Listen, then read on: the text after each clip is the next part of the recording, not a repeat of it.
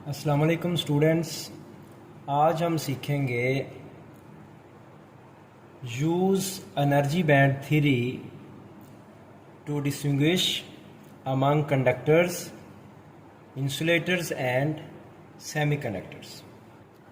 तो energy band theory क्या है? स्टूडेंट्स, आप जानते हैं कि अगर आपके पास कोई आइसोलेटेड एटम है, आइसोलेटेड एटम, उसके शेल्स होंगे, शेल्स में इलेक्ट्रॉन्स रिवॉल्व कर रहे होंगे। उन शेल्स को हम एनर्जी लेवल भी कहते हैं, एनर्जी स्टेट्स भी कहते हैं। तो आइसोलेटेड एटम जो है, उसके जो इलेक्ट्रॉन्स हैं वो बाउंड होते हैं टू सिंगल न्यूक्लियस, सिर्फ एक न्यूक्लियस से बाउंड होते हैं।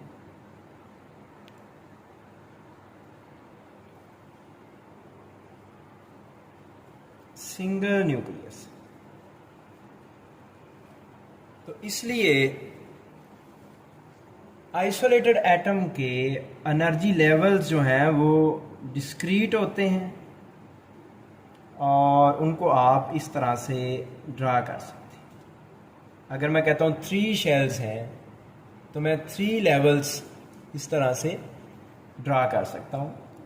वाई एक्सिस में हम एनर्जी रखें और ये फर्स्ट एनर्जी स्टेट हम कह लें, ये second energy state, third energy state. हर ऑर्बिट जो है एक एनर्जी लेवल को रिप्रेजेंट करते हैं और जो आखिरी लेवल है उसको हम वैलेंस शेल कहते हैं और उससे नीचे जो शेल्स हैं उनको हम सब वैलेंस शेल्स कहते हैं। इस वजह से ये सब एनर्जी स्टेट्स हैं, सब वैलेंस एनर्जी स्टेट्स हैं और ये वैलेंस वाली एनर्जी स्टेट है। लेकिन अगर आप काफ़ी सारे एटम्स को एक दूसरे के करीब ले आए, जैसे सॉलिड्स में एटम्स जो होते हैं वो बहुत करीब होते हैं, तो 2 एटम्स को अगर आप करीब लेकर आएंगे तो उससे ये होगा कि एक न्यूक्लियस जो है वो आखिरी शेल के जो इलेक्ट्रॉन्स हैं दूसरे एटम के, उन पर भी फोर्स लगाएगा। तो इसका मतलब है कि एक एटम के जो इलेक्ट्रॉन्स हैं उनके ऊपर दूसरे न्यूक्लियस की फोर्स भी लग रही होगी, 2 न्यूक्लियस की लग रही होगी। तो वो जो एनर्जी लेवल है वो स्प्लिट हो जाएगा 2 स्टेट्स में। और अगर 3 एटम्स होंगे तो एनर्जी स्टेट जो है वो स्प्लिट हो जाएगी 3 सब लेवल्स में। तो हम क्या कहते हैं कि जो सॉलिड्स हैं, इन सॉलिड्स में जो इलेक्ट्रॉन है उसके ऊपर सिंगल न्यूक्लियस की फोर्स नहीं लग रही, उसके ऊपर नंबर ऑफ न्यूक्लियाई फोर्स लगा रहे हैं। उसकी वजह से उसकी एनर्जी भी उन सब की वजह से होगी और इसी वजह से जो एनर्जी लेवल्स थे वो स्प्लिट हो जाएंगे। जो डिस्क्रीट एनर्जी लेवल्स थे, एनर्जी लेवल्स विल स्प्लिट। अब जब वो स्प्लिट होंगे तो उससे क्या सिचुएशन बनेगी? आप सपोज करें कि पहले ये सिचुएशन थी, एक एनर्जी लेवल था, अब जब ये स्प्लिट होगा 2 स्टेट्स में हो जाएगा। अगर 3 न्यूक्लियस होंगे तो 3 स्टेट्स में, और 4 होंगे तो 4 में, 5 में, इस तरह। चूंकि सॉलिड्स में एटम्स बहुत करीब होते हैं इसलिए एक ही इलेक्ट्रॉन पर बहुत ज़्यादा न्यूक्लियर फोर्स लगा रहे होते हैं। तो ये सब एनर्जी लेवल जो हैं वो इस तरह नंबर ऑफ स्टेट्स में स्प्लिट हो जाते हैं। तो एक रेंज बन जाती है एनर्जी की। ये जो एक रेंज बनी है एनर्जी की, इसको हम एनर्जी बैंड कहने वाले हैं। ऐसे ये लेवल्स भी स्प्लिट हों, ये भी एक बैंड बन जाएगा। ऐसे ये जो एनर्जी लेवल है ये भी स्प्लिट होगा, ये भी एक एनर्जी लेवल बन जाएगा, एनर्जी बैंड बन जाएगा। अब जो आखिरी शेल है, आखिरी शेल जो था उससे आखिरी बैंड बना है, उसको हम नाम देंगे वैलेंस बैंड का, वैलेंस बैंड। और उससे जो नीचे हैं उनको हम कहेंगे सब वैलेंस बैंड्स। तो ये बैंड्स क्या होते हैं? अगर हम लिखना चाहें कि ये बैंड्स होते क्या हैं, तो हम लिखेंगे they are the collection of individual energy levels of electrons surrounding each atom। हम क्या लेते हैं? is called energy band. तो हमने एनर्जी बैंड को डिफाइन किया है। तो अब हर बैंड के अंदर नंबर ऑफ स्टेट्स मौजूद हैं जो अलाउड हैं, जिनमें इलेक्ट्रॉन्स जो है वो स्टे कर सकते हैं। लेकिन हर दो बैंड्स के दरमियान भी स्टेट्स मौजूद हैं, लेकिन वो ऑक्यूपाई नहीं हो सकती, वहाँ पे इलेक्ट्रॉन्स स्टे नहीं कर सकते। उनका नाम हम रखेंगे फॉरबिडन एनर्जी गैप। तो हम सबसे पहले तो हम बात कर सकते हैं वैलेंस बैंड की, कि वैलेंस बैंड क्या होता है। जिस तरह आखिरी शेल के इलेक्ट्रॉन्स को हम वैलेंस इलेक्ट्रॉन्स कहते हैं, ऐसे ही हम वैलेंस बैंड को डिफाइन करेंगे। तो इसको हम डिफाइन करेंगे, it is the highest occupied band. It is composed of valence electrons। यानी कि ये ऐसा बैंड है जिसके अंदर वैलेंस इलेक्ट्रॉन्स मौजूद हैं। और वैलेंस बैंड जो है ये कंप्लीटली फील्ड भी हो सकता है, it may be completely field. अगर इससे कोई इलेक्ट्रॉन निकला नहीं है तो ये कंप्लीटली फील्ड होगा, और ये पार्शली फील्ड भी हो सकता है, और पार्शली फील्ड। अगर इससे कुछ इलेक्ट्रॉन्स निकल गए हैं तो ये पार्शली फील्ड हम इसे कहेंगे। ऐसे ही वैलेंस बैंड से ऊपर भी कोई एक बैंड होगा, मतलब इलेक्ट्रॉन निकलेंगे वैलेंस बैंड से तो वो फ्री हो जाएंगे, फ्री इलेक्ट्रॉन्स बन जाएंगे, और उन फ्री इलेक्ट्रॉन्स की वजह से कंडक्शन होगी, करंट फ्लो होगा। तो ऐसे इलेक्ट्रॉन्स को हम कहते हैं कि ये कंडक्शन बैंड के अंदर है। तो कंडक्शन बैंड को हम डिफाइन करते हैं, कंडक्शन बैंड। नेक्स्ट है जी हमारे पास कंडक्शन बैंड। तो कंडक्शन बैंड क्या होता है? हम कहेंगे द नेक्स्ट हायर टू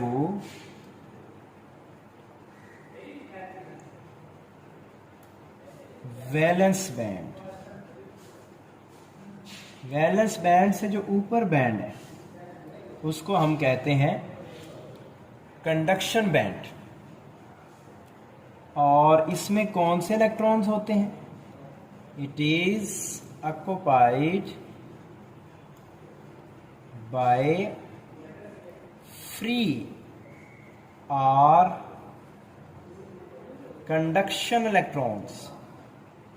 उन इलेक्ट्रॉन्स को हम फ्री इलेक्ट्रॉन्स कहेंगे या हम उनको कंडक्शन इलेक्ट्रॉन्स कहते हैं। जो भी इलेक्ट्रॉन वैलेंस बैंड से निकलेगा वो कहाँ जाएगा?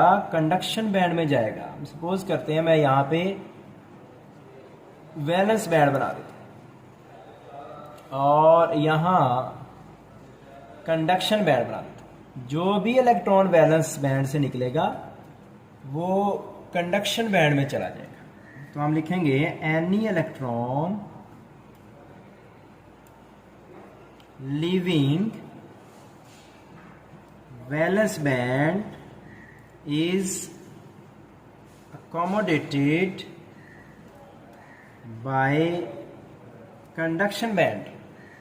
और अगर इसमें इलेक्ट्रॉन्स जाएंगे तो हम इसे कहेंगे पार्शियल फील्ड है, और अगर कंडक्शन बैंड में इलेक्ट्रॉन नहीं जाते तो हम कहेंगे एम्प्टी है। तो इट मे बी एम्प्टी और पार्शली फील्ड। अब कंडक्शन और वैलेंस बैंड के दरमियान में एक रीजन है जहां पे इलेक्ट्रॉन स्टे नहीं करता, फॉरबिडन एनर्जी स्टेट्स।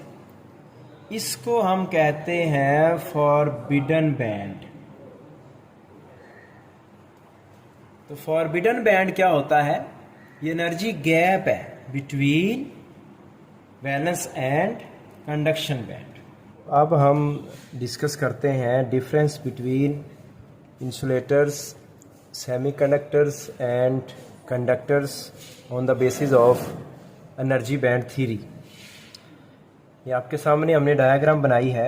इंसुलेटर्स के लिए हमने वैलेंस बैंड और कंडक्शन बैंड शो किया है, और ऐसे ही सेमीकंडक्टर्स के लिए और कंडक्टर्स के लिए।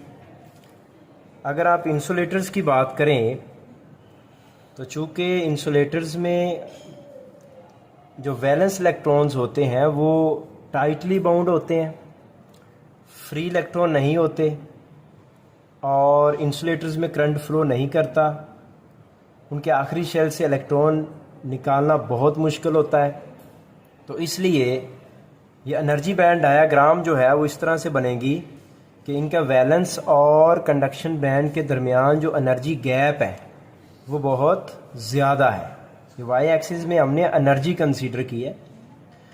तो जो इंसुलेटर्स होते हैं उनका एनर्जी गैप जो है वो बहुत ज़्यादा होता है, अबाउट इलेक्ट्रॉन वोल्ट। और चूँकि कोई फ्री इलेक्ट्रॉन्स इनके पास नहीं होते, इसलिए इनका वैलेंस बैंड जो है वो कम्प्लीटली फील्ड होता है और कंडक्शन बैंड एम्प्टी होता है। क्योंकि फ्री इलेक्ट्रॉन्स नहीं होते, कंडक्शन इलेक्ट्रॉन्स नहीं होते, तो इनका कंडक्शन बैंड जो है वो फ्री होता है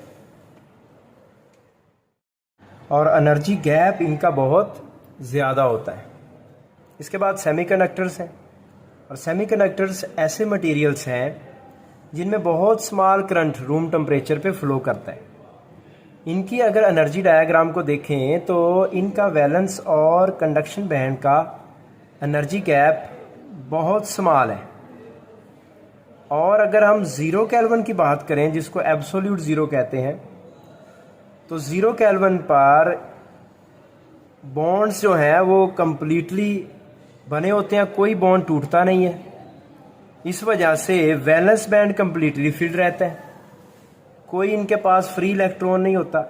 तो कंडक्शन बैंड एम्प्टी होता है और एनर्जी गैप इनका स्मॉल होता है। यानी कि एट एब्सोल्यूट ज़ीरो ये उसी तरह बिहेव करते हैं जैसा कि इंसुलेटर्स करते हैं, क्योंकि इंसुलेटर्स में भी वैलेंस बैंड कम्प्लीटली फिल्ड है और कंडक्शन बैंड एम्प्टी है। अगर आप बात करें एनर्जी गैप की, हमारे पास दो मटेरियल्स हैं जो प्योर सेमीकंडक्टर्स हैं, सिलिकॉन और जर्मेनियम। सिलिकॉन का बैंड गैप होता है 1.09 इलेक्ट्रॉन वोल्ट और जर्मेनियम का बैंड गैप होता है 0.72 इलेक्ट्रॉन वोल्ट। अगर आप टेम्परेचर इंक्रीज करें 0 केल्विन से, आप रूम टेम्परेचर तक ले आए, यानी कि 300 केल्विन तक, तो थर्मल एजिटेशंस की वजह से कुछ बॉन्ड्स टूट जाते हैं।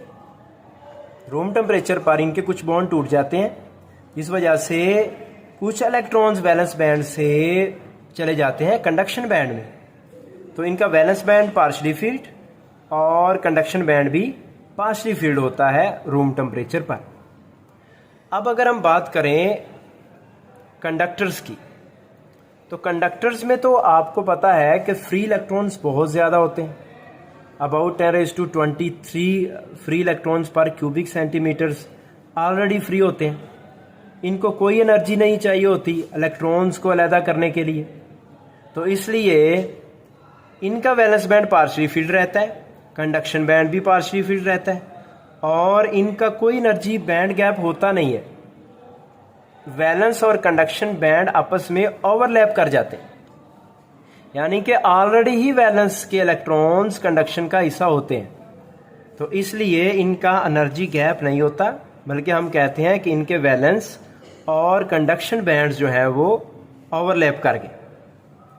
तो ये था difference between insulators, semiconductors and conductors on the basis of energy band theory.